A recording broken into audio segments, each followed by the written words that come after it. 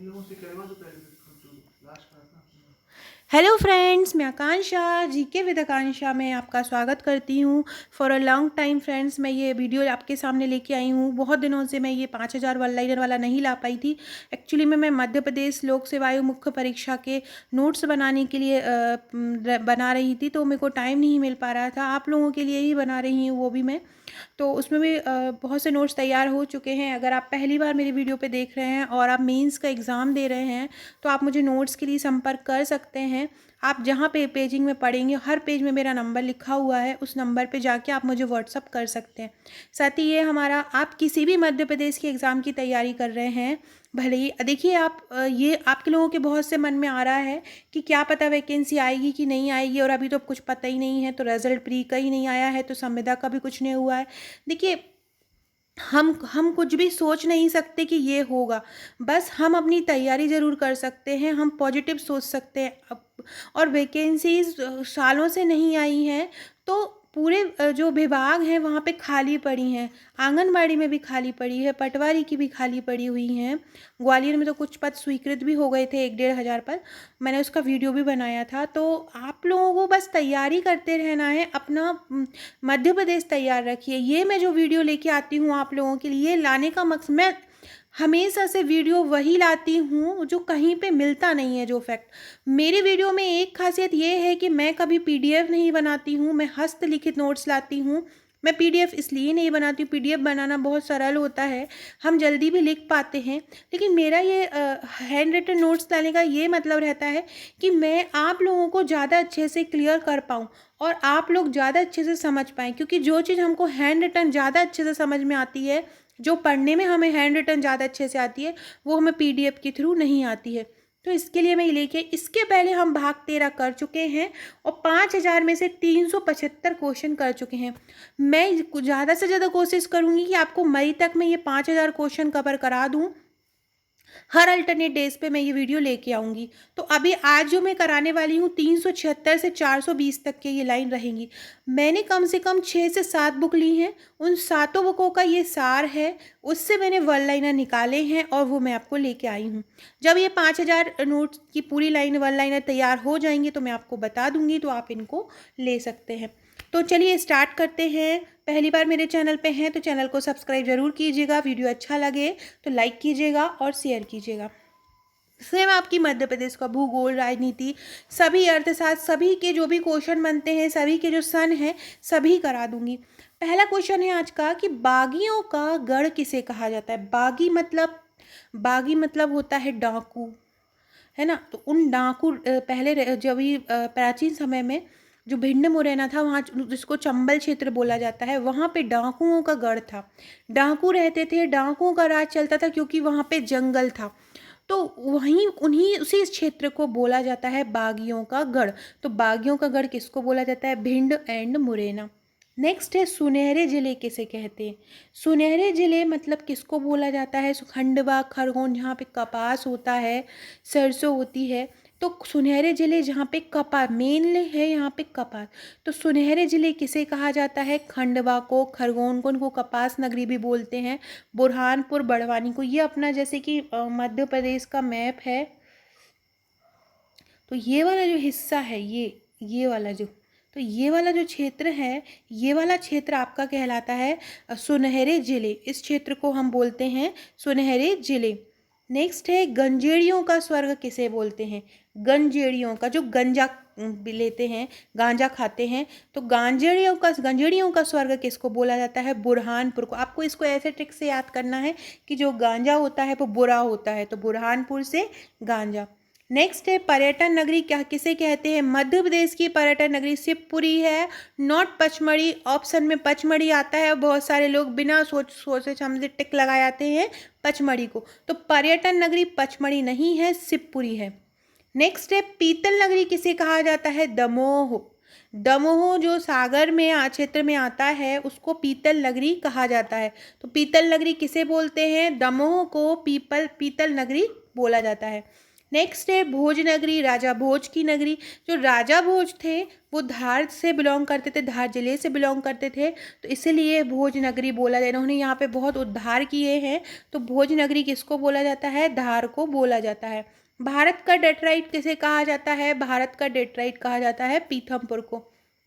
Automobile क्षेत्र है ये, अमेरिका का जो डेट्राइट है उससे इसकी यहाँ से तुलना की जाती है। सैल चित्रकला स्थल मध्य प्रदेश में कहाँ है? भीम बैठिका में है, मध्य प्रदेश में, जो कि रायसेन डिस्ट्रिक्ट में आता है। संगमरमर नगरी किसे कहा जाता है? यहाँ पे संगमरमर की चट्टानें हैं बड़ी बड़ी, इसलिए जबलपुर को संगमरमर की नगरी कहा जाता है। जबलपुर का नाम जावली ऋषि के नाम पे पड़ा है, याद रखिएगा। नेक्स्ट क्वेश्चन है गेहूं का भंडार। मध्य प्रदेश के किस क्षेत्र में गेहूं के भंडार है? तो वो है मालवा में। कहाँ है गेहूं के भंडार? मध्य प्रदेश में, मालवा में। पूर्व का जिब्राल्टर किसे कहा जाता है? पूरब का जिब्राल्टर बोला जाता है ग्वालियर के किले को। पूर्व का जिब्राल्टर किसको बोलते हैं? ग्वालियर के किले को। किलों का रत्न किसे बोला जाता है? किलों का रत्न, किलों में भी जो रत्न है वो कौन है? ग्वालियर है। नेक्स्ट है मध्य प्रदेश का मुंबई किसे कहा जाता है? मध्य प्रदेश का मुंबई कहा जाता है इंदौर को। मध्य प्रदेश का मुंबई कहा जाता है, मध्य प्रदेश का मुंबई किसको बोलते हैं? इंदौर को बोलते हैं। मिनी मुंबई भी किसको बोला जाता है? इंदौर को बोला जाता है। नेक्स्ट है चूना नगरी। जहाँ चूना नगरी मतलब जहाँ पे सीमेंट बहुत होता है, तो चूना नगरी कहाँ पे होता है? चूना नगरी है कटनी में। कटरा कटनी आपने सुना होगा नाम, मैयर जाते हैं तो वहाँ पे पड़ता है।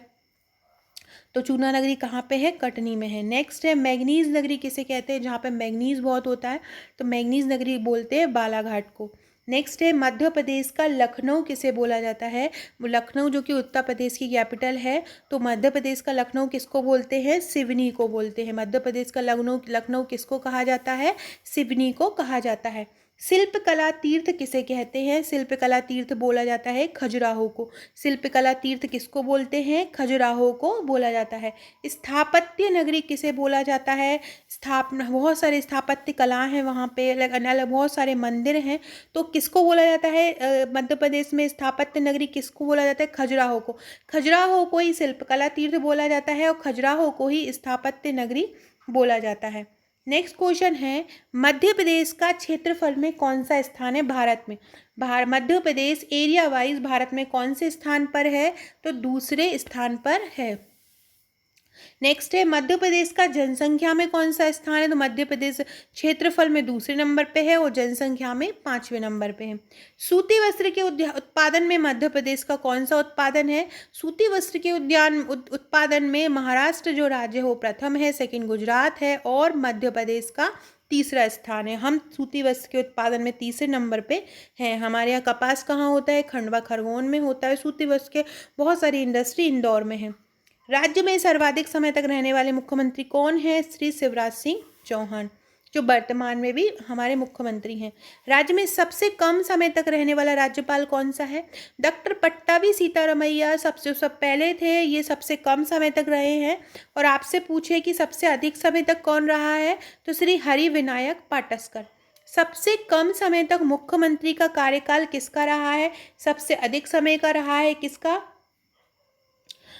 शिवराज सिंह चौहान का, सबसे ज़्यादा समय का शिवराज सिंह चौहान का, सबसे कम समय तक अर्जुन सिंह का रहा है सबसे कम समय तक। और मतलब आपसे पूछे राज्य में सबसे कम मुख्यमंत्री कार्यकाल रहा है तो वो किसका हो जाएगा?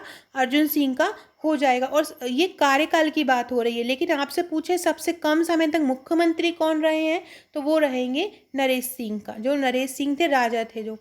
नेक्स्ट है जनसंख्या नियंत्रण दिवस कब मनाया जाता है? जनसंख्या नियंत्रण दिवस मनाया जाता है 11 मई को।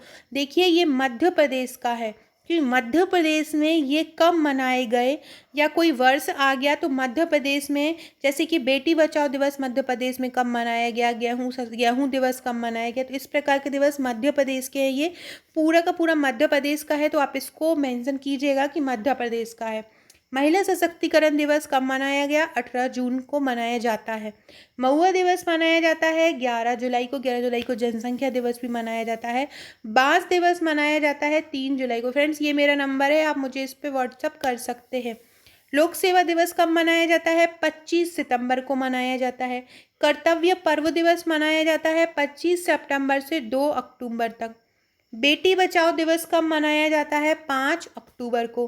राज्य स्थापना दिवस मनाया जाता है 1 नवंबर को। 1 नवंबर 1956 को मध्य प्रदेश की स्थापना हुई थी, इसी कारण राज्य स्थापना दिवस 1 नवंबर को बनाते हैं। नगरीय निकाय दिवस मनाया जाता है 2 नवंबर को। अन्न उत्सव मध्य प्रदेश में कब मनाया जाता है? तो हर महीने की 7 तारीख को मध्य प्रदेश में अन्न उत्सव मनाया जाता है। कब मनाया जाता है? हर महीने की 7 तारीख को अन्न उत्सव मनाया जाता है। नेक्स्ट क्वेश्चन है, पहला डाटा सेंटर पार्क कहाँ है? तो पहला डाटा सेंटर पार्क है इंदौर में, और ये विश्व का चौथा डाटा सेंटर पार्क है इंदौर में। जेम्स और ज्वेलरी पार्क कहाँ पे है? तो जेम्स और ज्वेलरी पार्क भी कहाँ पे है? इंदौर में है। महिला पार्क मध्य प्रदेश में कहाँ पे है? महिला पार्क मध्य प्रदेश में इंदौर में है। ये भारत का दूसरा महिला पार्क है जो इंदौर में स्थापित हुआ है। इको टूरिज्म पार्क कहाँ स्थापित हुआ है? इको टूरिज्म पार्क स्थापित हुआ है रीवा में, जो कि प्रस्तावित है। मसाला पार्क मध्य प्रदेश में कहाँ है? छिंदवाड़ा में है। जैव प्रौद्योगिकी पार्क कहाँ पे है? तो जैव प्रौद्योगिकी पार्क है इंदौर के देपालपुर में, एक चिड़ाकू नामक जगह है, वहाँ पे जैव प्रौद्योगिकी पार्क की स्थापना हुई है। पहला आईटी पार्क कहाँ है मध्य प्रदेश में? भोपाल में है। केंद्रीय खाद्य पार्क कहाँ पे है? तो केंद्रीय खाद्य पार्क जो है वो 6 जगहों पे हैं, इनको फूड पार्क भी बोलते हैं। मैं अपने लास्ट में भी एक क्वेश्चन करवा चुकी हूँ इस टाइप का। मंदसौर, खरगोन, मंडला, होशंगाबाद, छिंदवाड़ा, भिंड, यहाँ पे ये 6 जगहों पे मध्य प्रदेश में खाद्य पार्क स्थापित किए गए हैं। पहला पुरातत्व पार्क कहाँ पे है? तो संग्रामपुर में है, दमोह के संग्रामपुर में पहला पुरातत्व पार्क है। सो फ्रेंड्स, ये थे आज के हमारे 420 क्वेश्चन। ऐसे ही और क्वेश्चन के लिए आप मेरे चैनल पे बने रहिएगा, चैनल को सब्सक्राइब कीजिएगा। मध्य प्रदेश के किसी भी एग्ज़ाम के लिए ये क्वेश्चन आपके लिए रामबाण है। पूरे आंसर्स को रट लीजिएगा, पूरे आंसर्स को अपनी रफ कॉपी बना के उस पर लिख लीजिएगा, लाइन वाइज लाइन लिखते जाइएगा। एग्जाम में बहुत हेल्प करेंगे, इनसे बाहर एक भी प्रश्न नहीं जाएगा, और मैं जल्द से जल्द इसको करवाने की कोशिश करूँगी। और आप मुझे बताइएगा कि फिर इसके बाद मैं मध्य प्रदेश का करंट अफेयर स्टार्ट करने वाली हूँ। मेरा मानना है कि मैं 1 मई के बाद आपके लिए मध्य प्रदेश का करंट लेके आऊँ इसी फॉर्म में, 1 लाइनर में। आपका कैसा कहना है कि आप चाहते हैं कि मैं करंट अफेयर लाऊँ? तो मुझे कमेंट में ज़रूर बताइएगा। और व्हाट्सएप ग्रुप में जुड़ने के लिए मुझे इस नंबर पर व्हाट्सएप कर दीजिएगा, या डिस्क्रिप्शन में दिए लिंक से भी आप जुड़ सकते हो। Okay friends, thank you.